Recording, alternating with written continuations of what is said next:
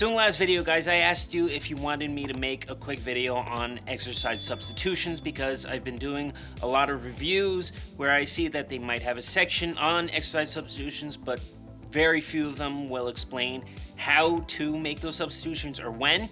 So a lot of you did make a comment saying that you would like me to talk about that. So that's what I'm going to do today. Now, when you go through almost any program that does include an exercise substitution section, a lot of times they'll include a list of exercise substitutions you can make, but a lot of times, like I said, they don't necessarily explain how to make that. And the ones that do explain it, they always cover the same two things, which is if you have limited equipment or there's a particular equipment you don't have, such as if for whatever reason you don't have a squat rack available, then in that case you got to do something else, like a goblet squat or lunges, stuff like that. And the second one being if you have like a particular injury, then you have to do something else. Like not a chronic injury, just a basic injury that you're going to have to recover from in just a matter of a few days, a week, or something like that, such as you pulled a particular muscle or sprain your ankle or something like that. So let's say you did sprain your ankle. In that case, then obviously you can't really put any pressure on your ankle itself, so that means not doing any type of squatting or leg press or anything like that.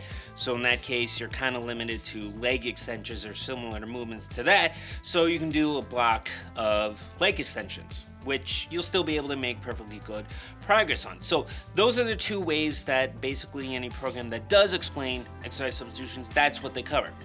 The two areas that I have not seen them cover though, and that's what I want to talk about, is if you have actual limitations, permanent or chronic limitations or injuries, and the second one being how to find the right programs for you, because everybody responds to different exercises differently.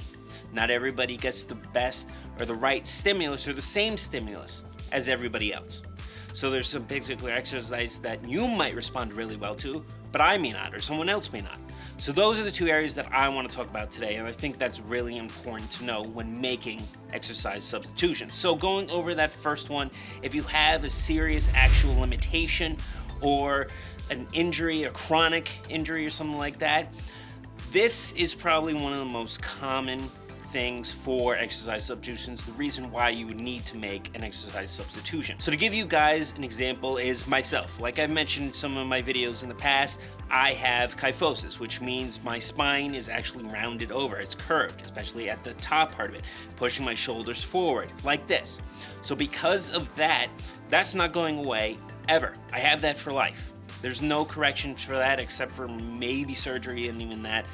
And that's not a path I'm ever going to go down because that's a horrible path to go down. So in that case, with me, I can't really do overhead pressing. I mean, I can do it, but it's not the best movement in the world because it loads my spine in a way that's a little dangerous and not the best movement for me. It puts a lot of pressure on not only my spine, but my lower back as a whole, my lumbar spine. So in that case, instead of doing overhead pressing, what I often do is a landmine press, because it provides a lot of the same benefits, very close. It may not provide the exact best stimulus that overhead pressing does, but a landmine press does provide a ton of stimulus for your shoulder joint, all while not giving you that load directly onto your spine. So it's a great exercise for those who might have back issues or even shoulder issues, things like that. It's a fantastic exercise. So that's a prime example for me. Let's say you're somebody who has serious shoulder issues.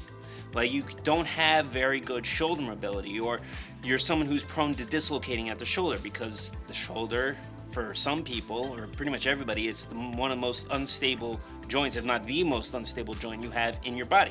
So there are some people who are more prone to dislocating it than others.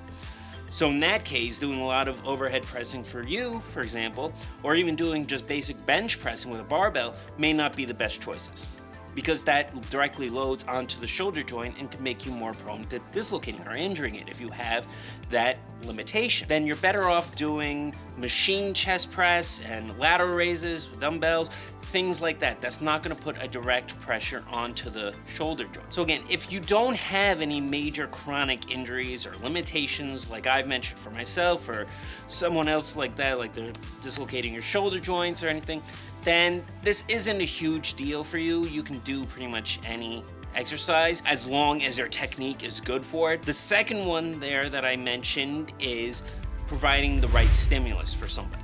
Okay, so everybody is different in this regard. Like I said, some exercises work better for others. And the only way you're going to be able to find this out is actually by doing the exercise itself and seeing if you get a good stimulus from it. So another example is, for me, hammer curls. Doing this movement here doesn't do a whole lot for me, but instead doing a crossbody like this provides a much better stimulus for me. I don't know why, it just does. But you might be the opposite. Doing it this way may not give you a whole lot of stimulus, while doing it this way, the traditional way, does. You know, everybody is different. Okay, so in that case, you need to experiment a bit and find what exercises work best for you, and then if it doesn't work all that well, try something else. Okay, there's 1,000 different bicep exercises you can try. There's bound to be a few that you're going to respond to really well. Same with tricep exercises, chest, leg exercises. So that's how you got to do it here. I can't really tell you which ones you respond to best because I don't know you. I have never seen you before. It's just something that you're going to have to find out on your own. So I hope this really helped you out, guys. Those are really the two main areas for finding out what exercises to substitute, or how to make those substitutions, when to make those substitutions, because I think those really are the two main areas. Just seeing what limitations you personally have and seeing also what you personally respond to best. So I hope that this helped you out a lot. If you have any other questions, comment down below. I'll try to answer them the best that I can. And starting again next week, as I mentioned in the last video, I do have another review coming up for you, and that'll be up real soon. So I will see you guys next week.